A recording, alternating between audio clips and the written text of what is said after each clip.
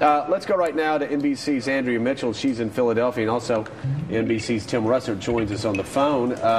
Tim, let's start with you. What's your takeaway on the debate? Do you think that Barack Obama stepped up to the plate like he told the New York Times he would? Well, I thought it was a reflection of who he is and who John Edwards is.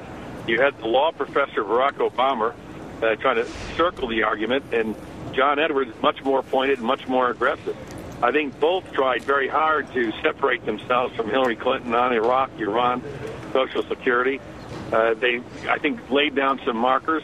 And Joe, I think this is going to mean a pretty interesting 60 days because there's a narrative emerging from now within the Democratic Party from Hillary's opponents, and that is that she's not candid, she's not specific, she's trying to waffle. And it'd be fascinating for me to see how that plays out, particularly in Iowa. And Andrea Mitchell, very interesting that throughout the debate you had Edwards and Obama saying that Hillary Clinton engaged in doublespeak, and then she appeared to do that at the end. She certainly did. Tim asked her about this very controversial immigration plan to give illegal workers, undocumented workers, driver's licenses in New York State. It's Governor Spitzer's plan, and at first she came out in favor of it, then she backed off.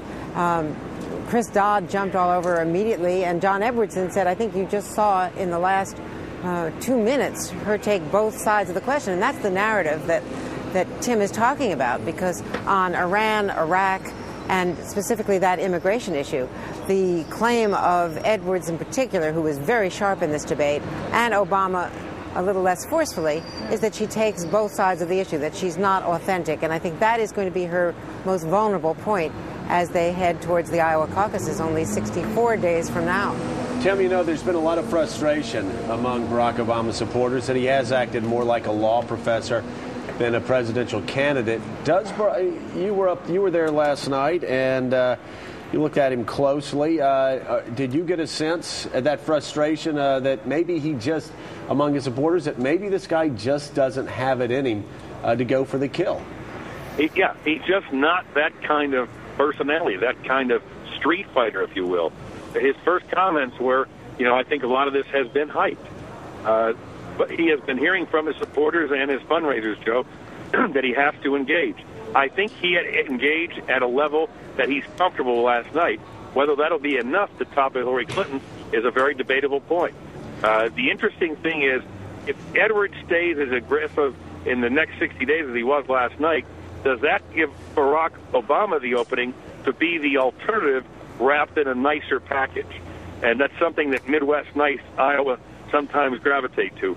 But no doubt about it, she's a front runner, but she's not going to be coronated.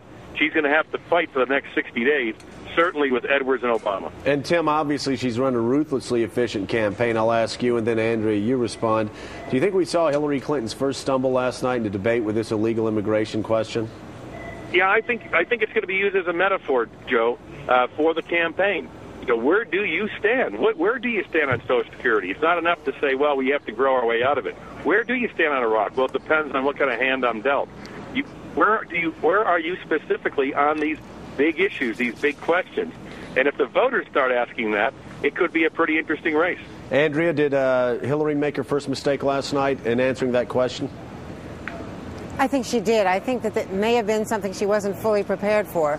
But I think you're going to see it YouTube, you're going to see it all over the place. That and Edwards' response and Tim's questions and follow-up questions to her. She really was nailed on that. It was late in the debate. It was late at night. I think the news cycle will pick up maybe the next news cycle on exactly, how damaging that potentially was on an issue that, as you know, Republicans all across the country and many Democrats think is one of the big issues potentially of the fall campaign. The irony is that this is Hillary Clinton, who has made such an effort to tailor her answers to what is working best in the fall campaign. Now, she'll say that these are her views, but they certainly are views that are carefully modulated to appeal to a general election audience.